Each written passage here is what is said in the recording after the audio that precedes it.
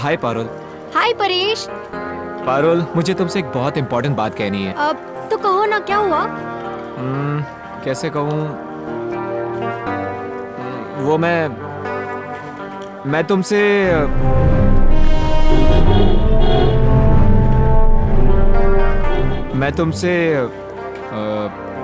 क्या हुआ परेश, बोलो ना।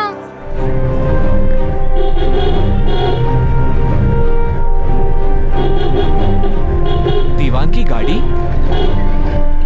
हमारी शेरी में।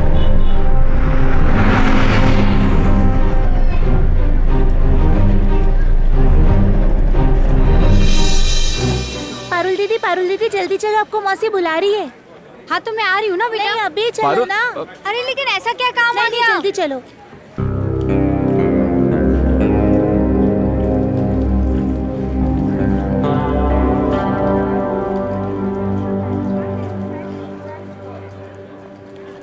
जी अहो भाग्य हमारे, जो आप हमारे घर पधारे।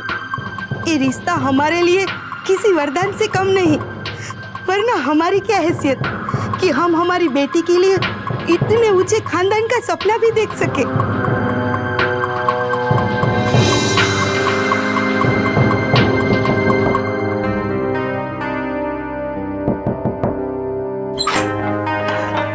अरे आ भी गई तुम? कहाँ थी इतनी देर से? चल। अरे लेकिन ये सब हो क्या रहा है दीदी? तू चल तो सही। अरे चल, बैठ इधर। अरे लेकिन दीदी अब तो बताओ, ये सब क्या हो रहा है? तेरे लिए रिश्ता आया है दीवान परिवार से। क्या रिश्ता? वो भी मेरे लिए? हाँ। पिछले साल तुझे इंदिरा कॉलोनी के गरबे में देखा था, तब से ही तू पसंद थी उन्हें। दीदी ये आप क्या बोल रहे हो? वो ही जो तू सुन रही है, और तुझे हाँ कहनी है बस, और ज्यादा मुंह मत खोलना। बस हाँ में ही जवाब दे देना इस रिश्ते के लिए, समझी? दीदी मुझे कुछ समझ में नहीं आ रहा है, ये ऐसे अचानक से। तू बिल्कुल घबरा नहीं। चल।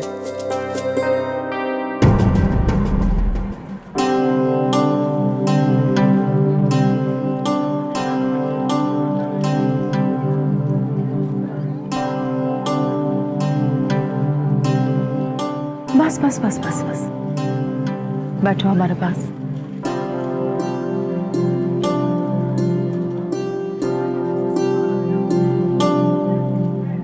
बहुत सुंदर।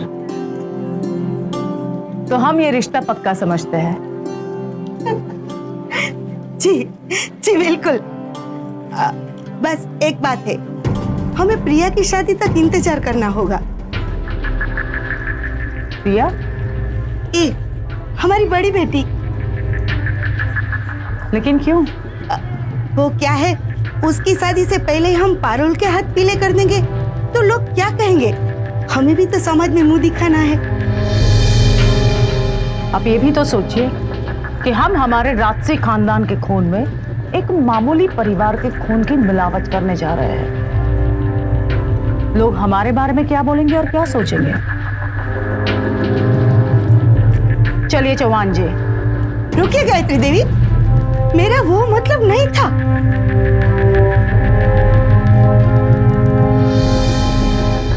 लेकिन हम सिर्फ वो बोलते हैं जो हमारा मतलब होता है। प्लीज ठहरिए, प्लीज हमें 1 मिनट दे दीजिए। माँ, मुझे तुमसे बात करनी है। अरे पर बेटा, चलो मेरे साथ, बस 1 मिनट बैठिए, हम लोग अभी आते हैं। माँ तुम चलो मेरे साथ। ऐसा कैसे हो सकता है? अरे तेरी शादी हुए बगैर। अरे प्रिया मेरी बात तो समझ। माँ तुम ये क्या कर रही हो? सब कुछ कितना अच्छा चल रहा है, फिर आखिरी वक्त पे ऐसी शर्त क्यों रख रही हो? लेकिन दिकरा, तेरी शादी हुए बगैर तो ये सब। माँ मेरी भी हो जाएगी, लेकिन पारुल के लिए इससे अच्छा रिश्ता मिलेगा? चलो माँ, मान जाते हैं। लेकिन दिकरा, मैं लेकिन वेकिन कुछ नहीं, चलो मान जाते हैं। ठीक।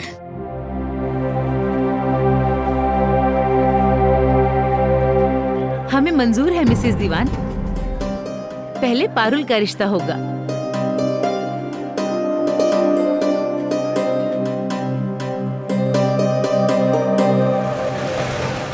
प्रिया दीदी। बोलो परेश। दीदी आप ये क्या कर रहे हो? पारुल की शादी उस दीवान परिवार में? हाँ, सही खबर मिली है तुम्हें। दीदी आप बहुत बड़ी गड़बड़ कर रही हो। आप बहुत बड़ी गलती कर रही हो। उस परिवार में कुछ गड़बड़ है। मैं जानती हूँ कि गड़बड़ कहाँ है। और सुन, ये रोज रोज पारुल के इर्द गिर्द मंडराने के दिन खत्म हुए। अगर मैंने तुझे पारुल के आसपास भी देखा ना, तो तुम्हारे पापा से शिकायत कर दूंगी, समझे? पर दीदी,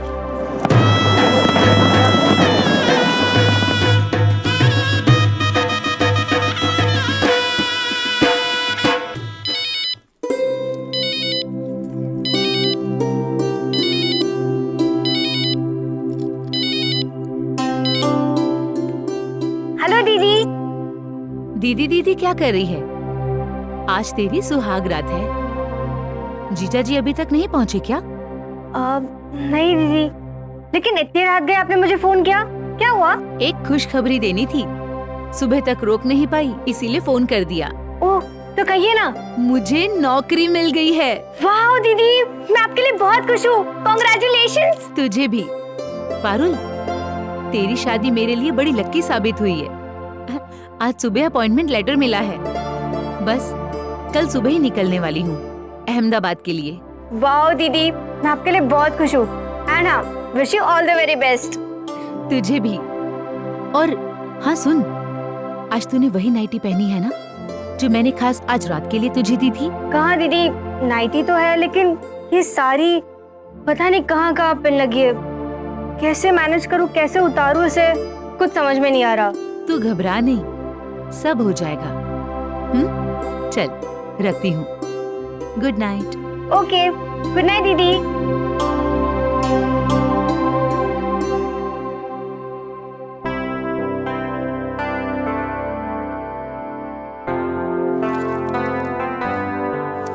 कहाँ कुछ दिख ही नहीं रहा।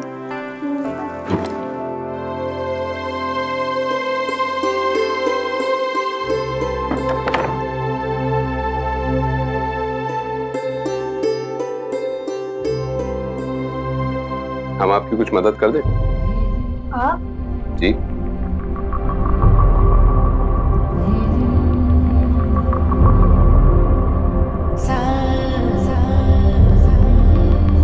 बैठिए।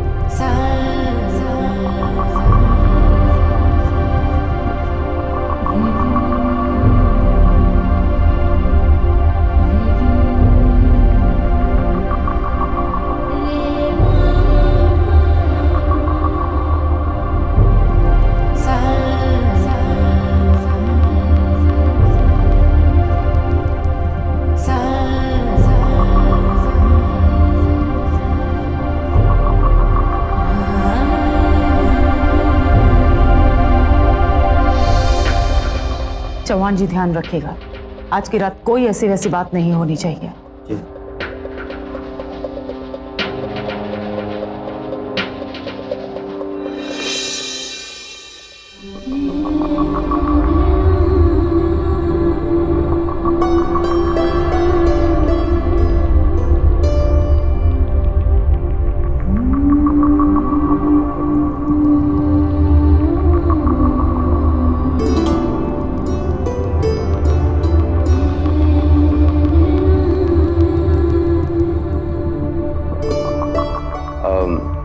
रात बहुत हो गई, आप दिन भर के झंझटों में थक गई होंगी।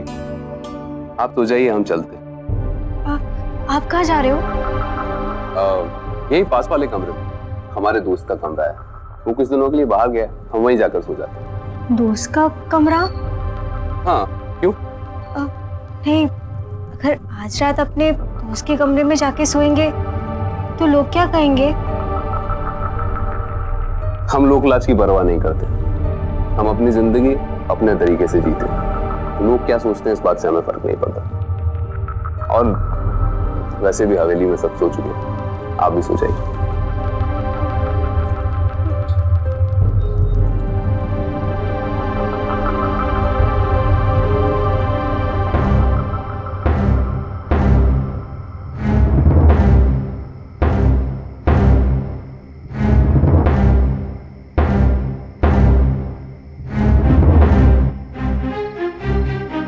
शादी की पहली रात ही पारुल के सपनों को बहुत बड़ा झटका लगा।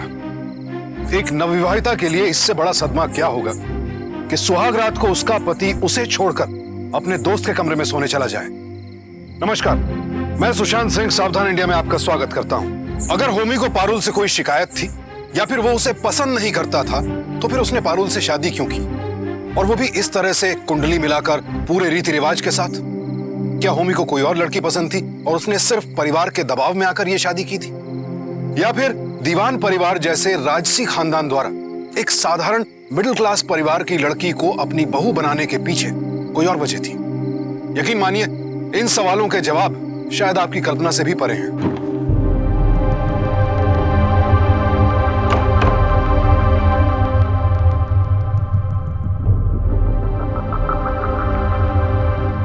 क्या हुआ? क्या आपको मुझसे कोई नाराजगी है? नहीं तो फिर आप मेरे साथ वक्त क्यों नहीं बिताते? क्या कहें, बिजनेस में कुछ इतने मशरूफ हो जाते हैं कि वक्त ही नहीं मिलता। अब अंडरस्टैंडिंग को बढ़ाने के लिए वक्त की तो जरूरत है ना। लेकिन अंडरस्टैंडिंग तो तभी बढ़ेगी ना जब हम एक दूसरे के साथ वक्त बिताएंगे, बात करेंगे। बात तो आप सही कह रही हैं। आइए आइए।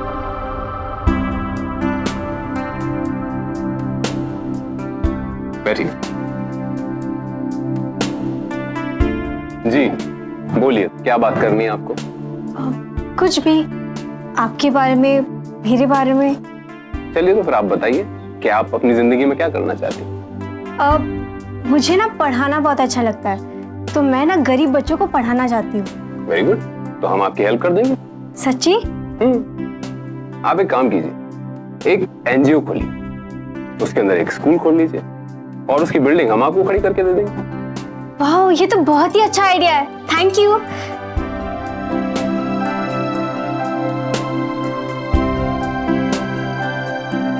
ओहो, हमें लगता है आपको नींद आ रही है। आइए, चलिए चलिए चलिए।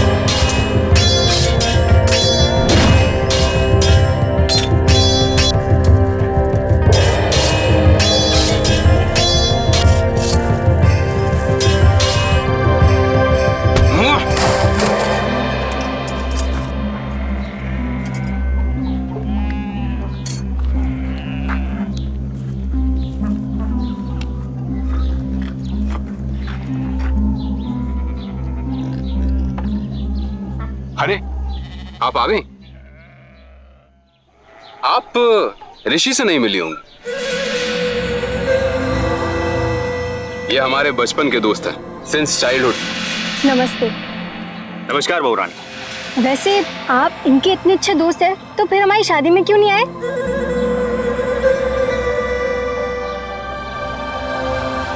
वो हमारा दोस्त हमसे नाराज हो गया था, लेकिन अब हमने इसे मना लिया है। अभी हमारे साथ ही रहेगा। हमारे कमरे के पास वाला जो कमरा है वहीं पर। वैसे दोनों दोस्त काफी समय के बाद मिले हैं, कुछ देर बात कर लें? हाँ बिल्कुल। वैसे भी दोस्तों के बीच में मैं क्या करूँगी। अब वैसे आप लोगों के लिए मैं कुछ भिजवाऊँ? नहीं नहीं, कुछ लाने की जरूरत नहीं। ठीक है।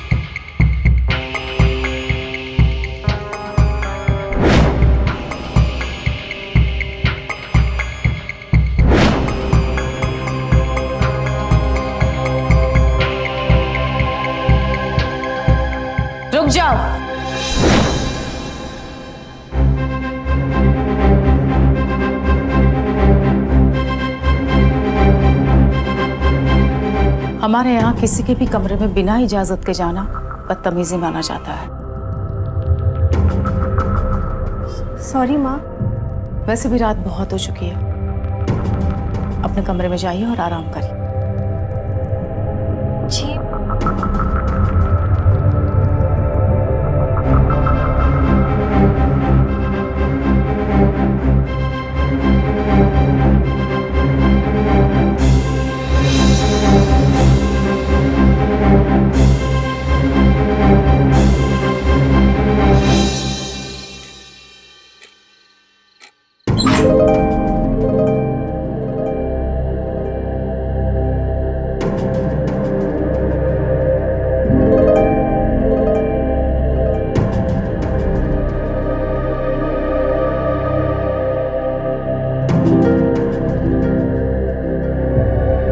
इस वक्त इनसे बात करना ठीक नहीं होगा। एक काम करती हूँ, कल सुबह ही बात करती हूँ।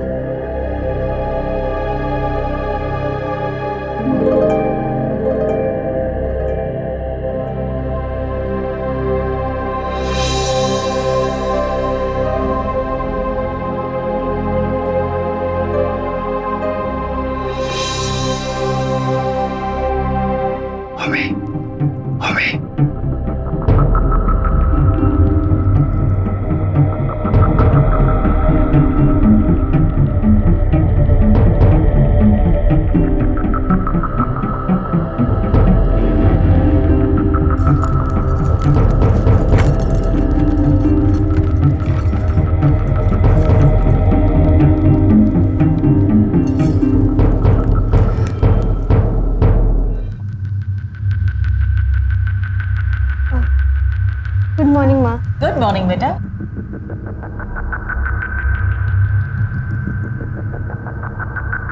क्या हुआ? ऋषि भाई साहब ने आए नाश्ता करने के लिए?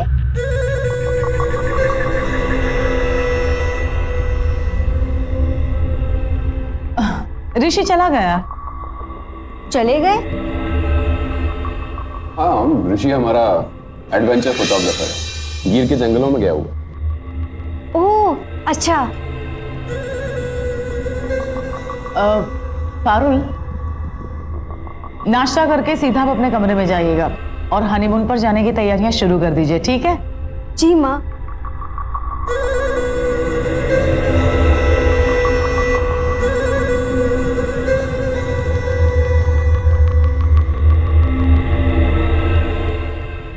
हाँ, वो सब तो ठीक है, लेकिन मुझे कुछ समझ में नहीं आ रहा है दी। तू घबरा क्यों रही है? देखना, जैसे ही आप लोग हनीमून के लिए निकलोगे सब ठीक हो जाएगा और अकेलापन मिलेगा तो नजदीकियां बढ़ ही जाएंगी। हाँ वो तो है, पर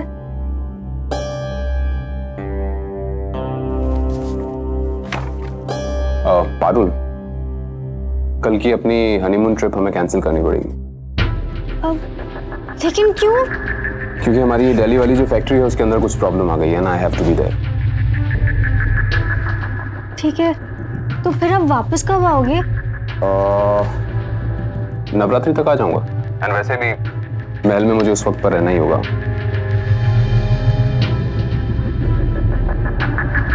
सुना ना दीदी आपने?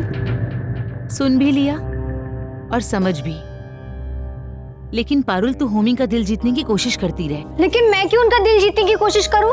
वो लेके आए थे ना मुझे ब्याह के, वो भी सबके सामने। बाय।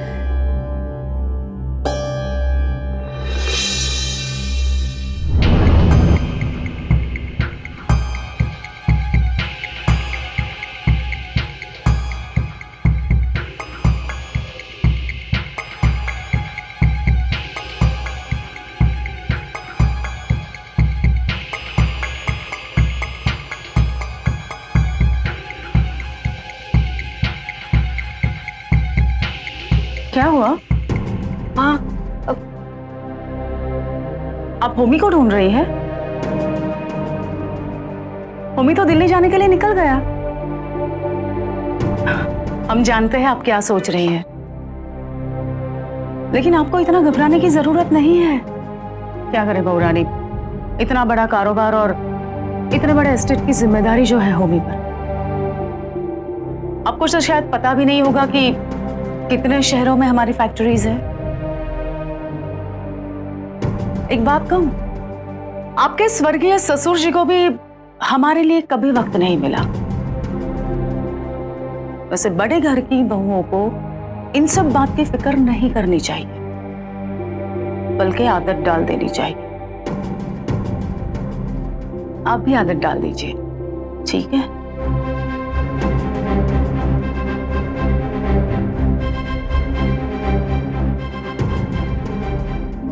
मुझे बिना बताए कैसे जा सकते?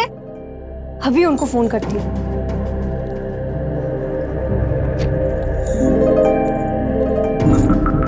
আপনি যে নম্বরে কল করেছেন সেটি এখন উপলব্ধ নেই, দয়া করে কিছুক্ষণ পরে আবার চেষ্টা করুন।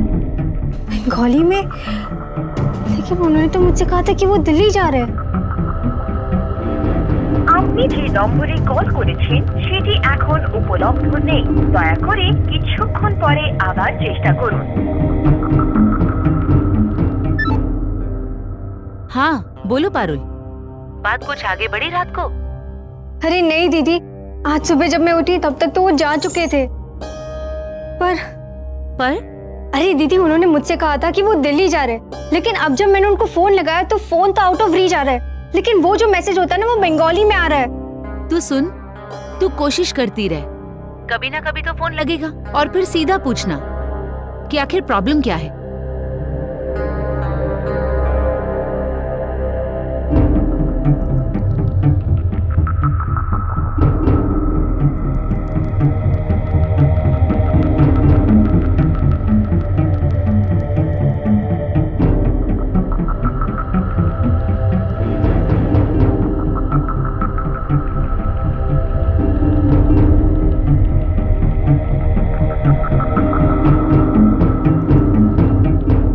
पारुल बोलिए। हेलो होमी,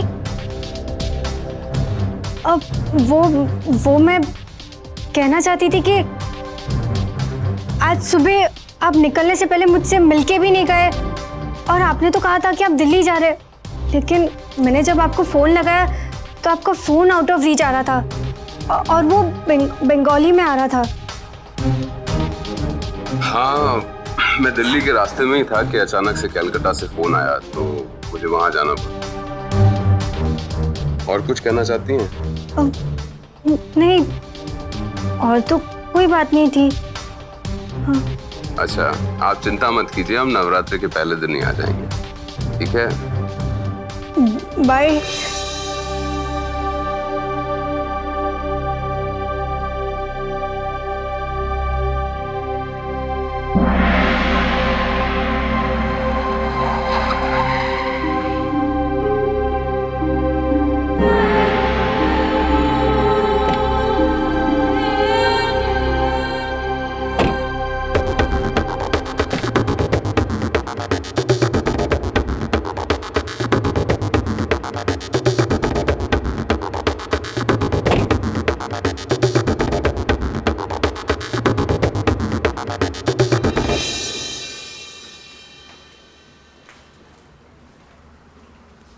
कैसी हैं आप? हमारी गैर हाजिरी में आपको कोई तकलीफ तो नहीं हुई? जी, मैं तो बिल्कुल ठीक हूँ, बस आपकी गैर हाजिरी मुझसे बर्दाश्त नहीं हुई। मैंने आपको बहुत मिस किया। क्या आपने भी हमें मिस किया?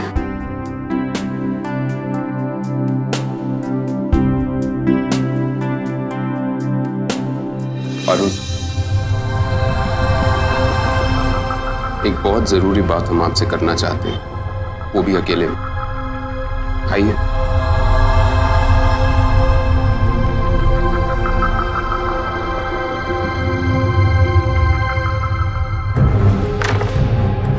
जी, कहिए ना, क्या कहना है आपको?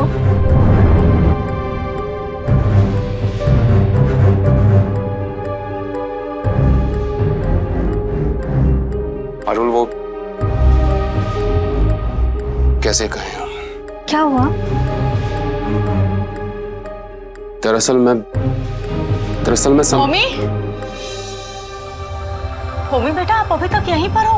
नीचे गरबा पूजन की तैयारियां शुरू हो चुकी है और सब आपका इंतजार कर रहे हैं। आप हमारे साथ चलिए। और बहू रानी, आप भी तैयार हो जाइए, हम आपका भी इंतजार करेंगे। लेकिन माँ मैं... चलो होमी बेटा, हमने कहा ना सब आपका इंतजार कर रहे हैं। आइए, आप भी आ जाइए। चलो होमी।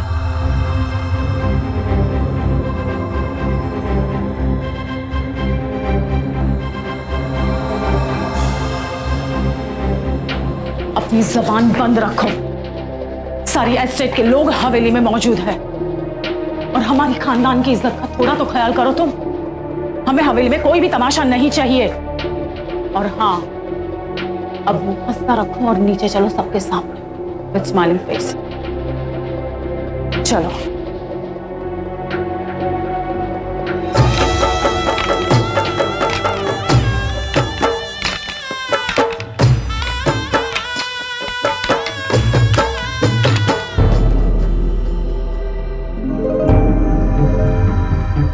आप अच्छी तरह जानते हैं कि हम आपके बगैर नहीं जी सकते। हमने आपके लिए पूरी दुनिया से दुश्मनी मोल ले ली। और आप हमें थोड़ा सा वक्त दे दीजिए। हम पारुल को सब कुछ सच सच बता देंगे, उससे संबंध तोड़ देंगे। आप हमें छोड़ के नहीं जाएंगे? नहीं जाएंगे ना? You know how much I love you.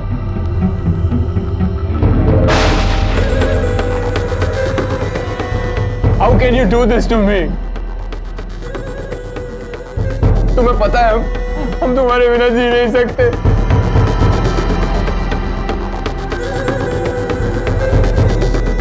Beg you, I beg you, मुझे छोड़कर मत।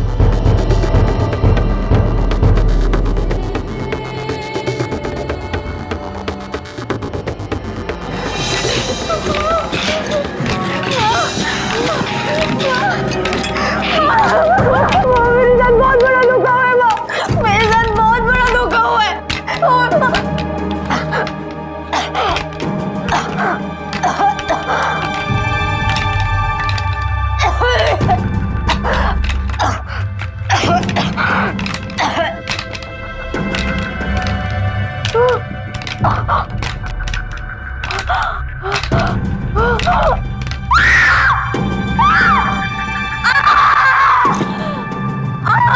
देखो क्या हो गया छोटी बहू को, क्या हो गया छोटी बहू को?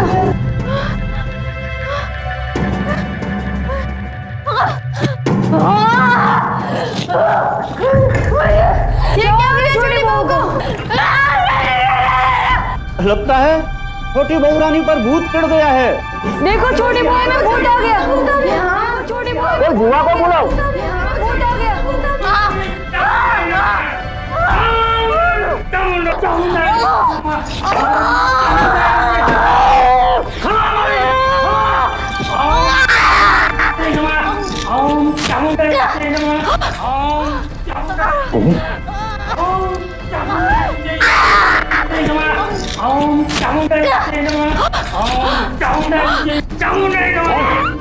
क्या हो रहा है ये सब?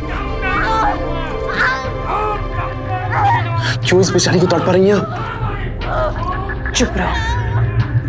ये सब कुछ हमें सिर्फ और सिर्फ आपकी वजह से बर्दाश्त करना पड़ता है। आपसे तो कुछ भी कहना। क्या हुआ? ऋषि, हमें लगता है पारुल को सब पता पड़ गया। और फिर भी तुम अपना मुंह नहीं खोल। तो कम ऑन, आखिर कब तक तुम अपनी सच्चाई से भागते फिरो? अपनी माँ के झूठे दर्द और खानदान की इज्जत की आड़ में तुम खुद को, मुझे और दूसरों को तकलीफ दोगे। हाँ?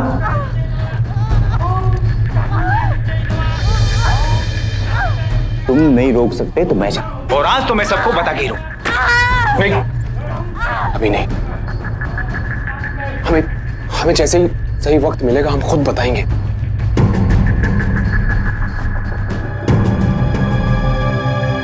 पारुल समझ चुकी थी कि वो दीवान खानदान की बहू नहीं, उनके राज की ढाल है। उनकी झूठी शान की वेदी पर चढ़ाई गई बलि है वो। दीवान खानदान को मंजूर नहीं था कि होमी किसी पुरुष से प्यार करता है। लेकिन उसकी इस सच्चाई को छिपाने के लिए एक मासूम लड़की को यूं तड़पाना, उसकी जिंदगी को बर्बाद करना उन्हें मंजूर था। और अब होमी का राज छिपाए रखने के लिए पारुल को भूत चढ़ने के ढोंग का शिकार बना दिया गया। हमारे समाज की बेहद शर्मनाक सच्चाई है ये कि आज भी कुछ लोगों के लिए परिवार की झूठी इज्जत किसी की जिंदगी से बढ़कर होती है।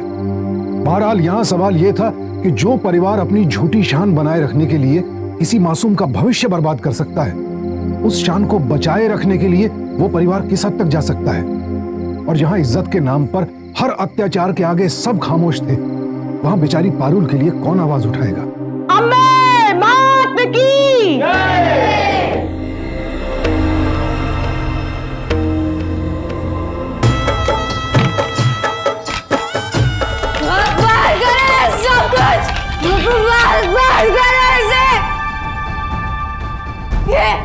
ये साल हो गए, ये साल हो गए। छोड़ो मुझे, छोड़ो, छोड़ो मुझे, छोड़ो।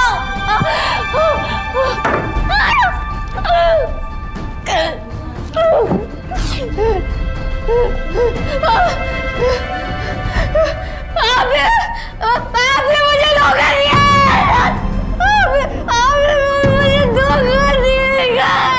चौहान जी, ये कोई भूत भूत का चक्कर नहीं है। बुलाइए डॉक्टर संघवी को जल्दी।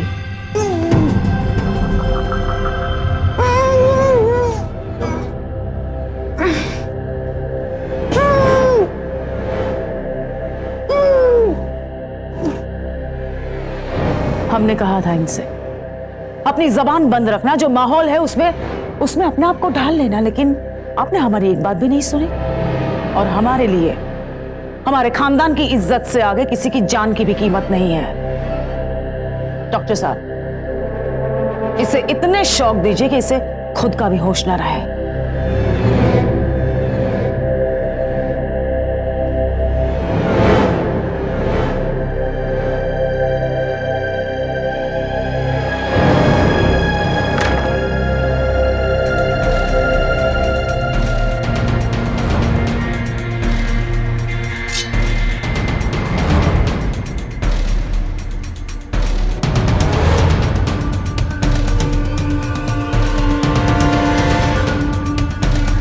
तो ये रास्ता निकाला है तुमने।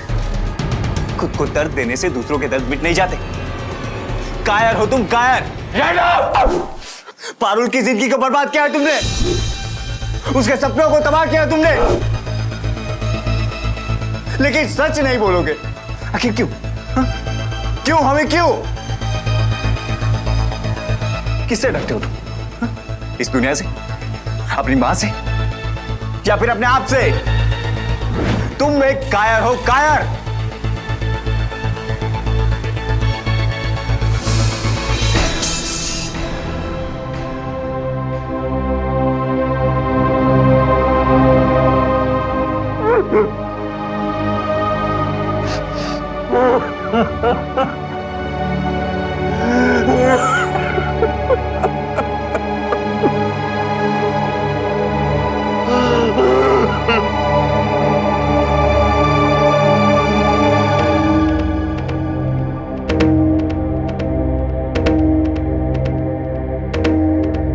अम्बे मात की।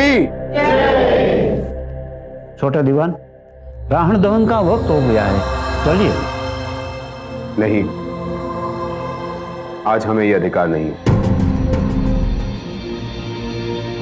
जिस इंसान में अपने अंदर के डर को जलाने की हिम्मत ना हो, अपनी झूठी शान को जलाने की हिम्मत ना हो, उसे रावण दहन का अधिकार कैसे हो सकता है?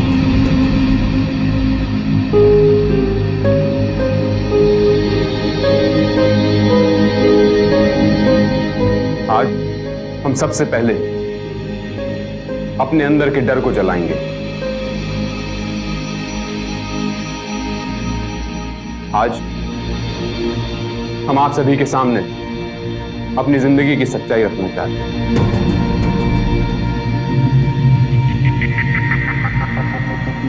हम समलैंगिक हैं।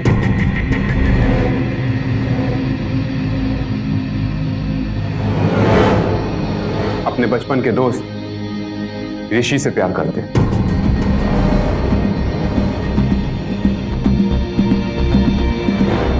बिल्कुल उसी तरह जिस तरह की कोई प्रेमी अपनी प्रेमिका से प्यार करता है। और हम अपनी पूरी जिंदगी इनके साथ गुजारना चाहते हैं और हमें इस बात का कोई पछतावा नहीं है, कोई शर्मिंदगी नहीं। हम शर्मिंदा हैं इस बात से कि हमें ये सच्चाई आप सभी से छुपानी पड़ी। हम शर्मिंदा हैं कि अपने डर की वजह से, अपनी झूठी शान की वजह से हमने खुद को, ऋषि को और इस मासूम सी लड़की को तकलीफ दी। हमने इस लड़की को अपनी झूठी शान को छुपाने के लिए एक ढाल की तरह उपयोग किया।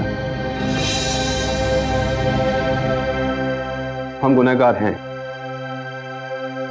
हमारी मां भी गुनहगार है, लेकिन हम आप सबसे पूछते हैं, क्या ये समाज गुनहगार नहीं है, जिसकी वजह से हम जैसे समलैंगिकों को अपने आप को, अपनी सच्चाई को छुपाना पड़ता है, अपनी जरूरतों को झुठलाना पड़ता है? लेकिन हम ये सारी बातें आपसे कहकर, आपके ऊपर मढ़कर अपनी जिंदगी की सच्चाई को, अपनी जिम्मेदारियों को भूल नहीं जाएंगे। हम गुनहगार हैं, हमारी मां भी गुनहगार है, लेकिन पारुल, हम चाहते हैं कि आप हमें माफ कर दें। कानून हमारे गुनाहों की सजा हमें दे देगा, लेकिन हमारे जैसे ना जाने कितने समलैंगिक, क्योंकि दबे हुए, छुपे हुए, आपकी माफी से इस समाज में आने के लिए उन्हें प्रेरणा मिलेगी, इंस्पिरेशन मिलेगी। हमें माफ कर दीजिए।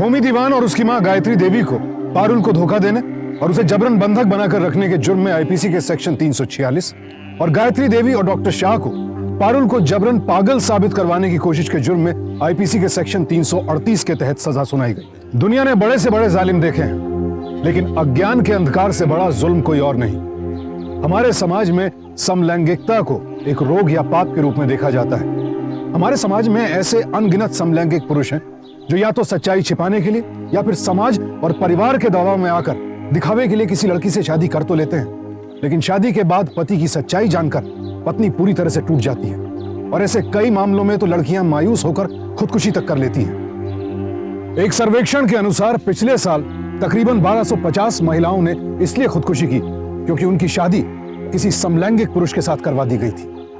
अगर इन आंकड़ों को बदलना है तो हमें अपने समाज को बदलना होगा। समलैंगिक पुरुषों और महिलाओं को एक सुनियोजित ढांचे में ढालने के बजाय उनकी पसंद को स्वीकार करना सीखना होगा। तो सावधान रहें, सतर्क रहें और बदलते वक्त के साथ अपनी सोच को बदलें। इसी प्रार्थना के साथ अब मैं सुशांत सिंह आपसे विदा लेता हूं। फिर मुलाकात होगी ऐसी एक और सत्य घटना के साथ। देखते रहें सावधान इंडिया, फाइट बैक नाउ।